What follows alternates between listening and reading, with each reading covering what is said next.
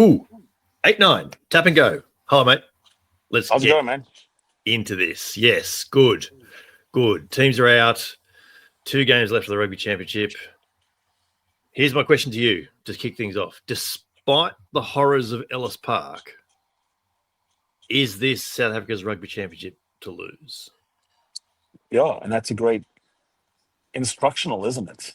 Mm. I mean, you couldn't have had a worse start. Unfortunately, Ringo and I were there to witness it. And if you now calibrate backwards, it's sort of the start of something wonderful. On the other hand, the Wallabies, if they go down in flames at Perth, would suddenly have the whole story reversed. If they go on to glory, of course, it's different. And as you pointed out, 3-3 is great. But I think the odds now distinctly favor the Springboks. So number one, we're really good at Twickenham, Twickenham. I think we've lost 8 times in history and twice in the century.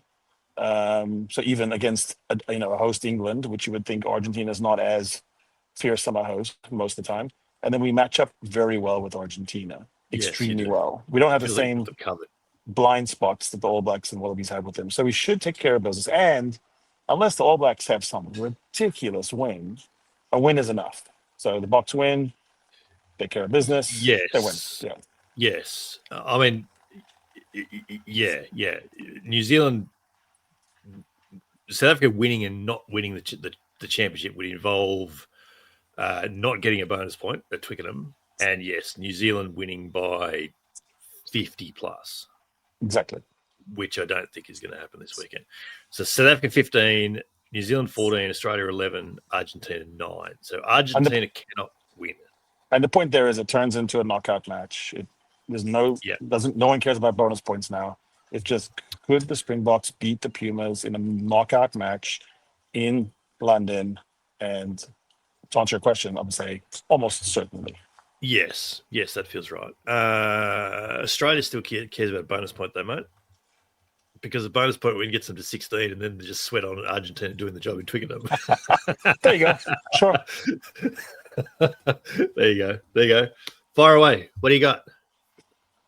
So, to that point, if Argentina were to turn over the Boks, tell me how that happens and what are we seeing? It's going to have to be very, very similar to how their wins have come through this tournament. They're going to have to belt up the front. The back row is going to have a day, and it's going to be the speed and the regularity, particularly, that they can get that third pass out wide, because they've got plenty of strike power out wide, haven't they? The back three are all very good players. Chocobaras and Sinti are, 1, in great form, and 2, one of the great centre combinations in world rugby right now. And I'll argue they're as good as anyone you want to throw up. So that's how it's going to be done. The question is there too much lingering from last week? And then they've had to travel up to London, and here we all go again. That's going to be the question. I think it's probably going to be won in the recovery session last weekend.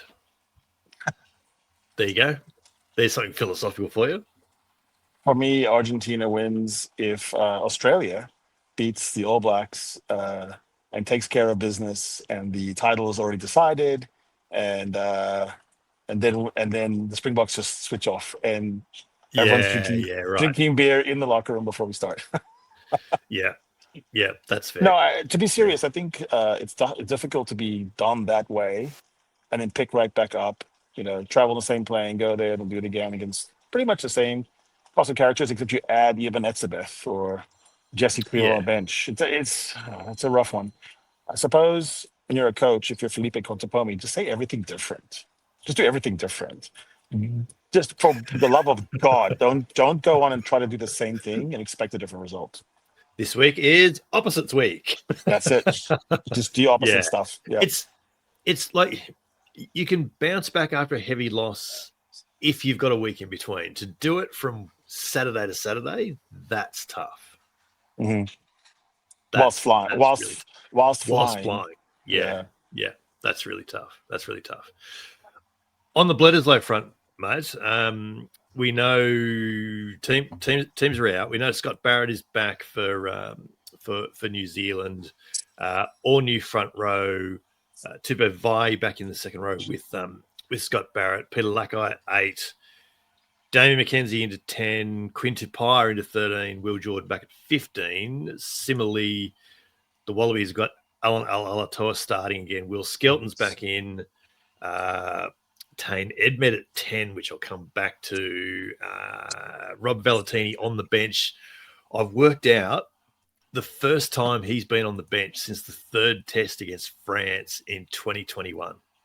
He has started every game he's played since then. And he's played 50-odd tests. So I'd say this is his first bench appearance in 35, probably. So who's fared better out of the injury rotation? And is this Tane Edmed's opportunity to nail down the Wallabies 10 for November?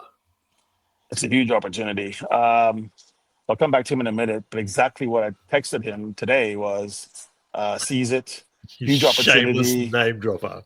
Seize it. And I said, play fearlessly. And I literally followed up with an email to Harry Wilson and said, just tell Tane that. Go fearless. I think when you're a player that, like Ned Hannigan, drew a lot of sort of, I thought was unfair calumny, where on the second or third test, he was supposed to be as good as someone who's on the 30th test. I feel like Tane has that same sort of fly paper where people just are drawn to it. So, no, I think it's going to be great. It's a big pack. The Wallabies have a big pack, and I kind of like when you get beyond the whole starter and bench thing and realize, man, who would you not love? Like Bobby Valentini off the bench? Holy Christ. I mean, you're struggling, you're battling, it's 55 minutes, and then, oh, hi. And that's the magic of tactical bench use, as opposed to viewing it as, oh, now you've been dropped, you've been demoted. Man, if you say Bobby to Bobby V, all you got to do, brother, is give me 30 minutes of hell. Whew, I like that. Because that's the thing, is the All Blacks sort of corrected their final 20. I like the idea of Bobby V. On Tane and people like that, so second start, fourth test total. One test he was knocked out in 2 seconds, so it's really just his third test. It has the benefit, I suppose. It's in Perth. It has a certain free swing quality to it. And he's got Jake Gordon on his inside. He's got Len Ikitau outside him. It just feels like a nice place to drop a young man instead of throw him in on the bench in Cape Town and play 12, which he did very well, which people seem to forget. And also, it's just funny right now to imagine that it was 2 or 3 years ago where I was saying, this guy's got something. And now the argument's changed. Like, well, he's not the third best in Australia. I'm like, you guys were saying he wasn't the third best at the Waratahs. Let's be honest. Eat some humble crow.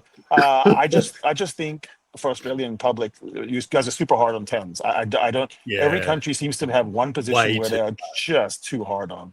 And I think, it hasn't been a cozy ride. And whoever's been thrown in, James O'Connor, who could be more experienced, and he suffered. So let's just be honest, it's a hell of a position to play at Test rugby. And Eden Park, I think it's good that he didn't get on there with 10 minutes to go. So looking forward to it. What do you think?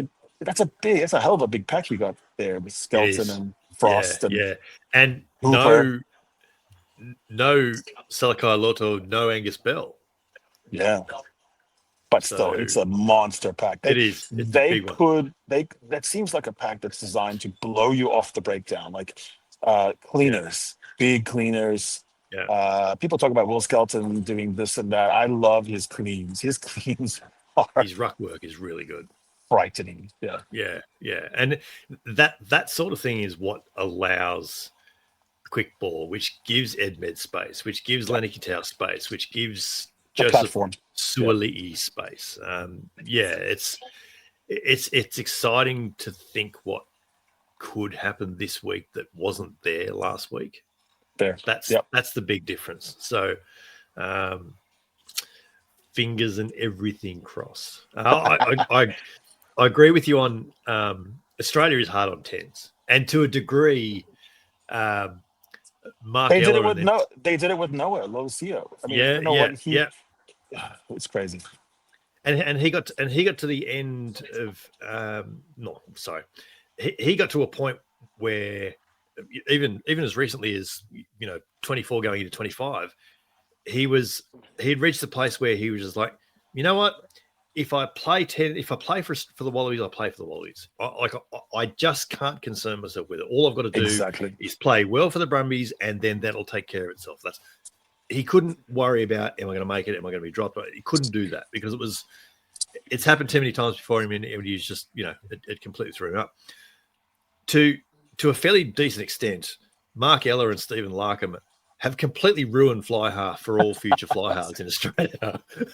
If you are not at that level, you are not worthy, essentially. Yeah. Seems to be the judgment that is handed down a minute after full time in any test. So, look, I wish Tane all the best this weekend. It is a massive opportunity for him because, Ben Donaldson's going to be playing 10 for the Force on Sunday in the Super Rugby AU final. Tom Liner is still sorting out a few things. We now don't know who the New South Wales 10 is going to be next year. Tane obviously moves to the Brumbies himself. So there's a real opportunity for him in this test and 5 more to come in November for him to show that he's the guy. Absolutely. Yeah, love it. Yeah, could well be true. You are en route to London for said Twickenham match. So going to party with the Bri Army. I'm going to be on stage. I'm going to be the MC. I'm going to be the lead singer. I'm going to have Hugh Griffin by my side. We just got our rules from Twickenham, and we're not allowed to take videos of the bowl, which they define as the fields of play.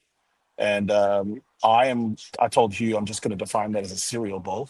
And then if they catch me, I'm going to start speaking Afrikaans.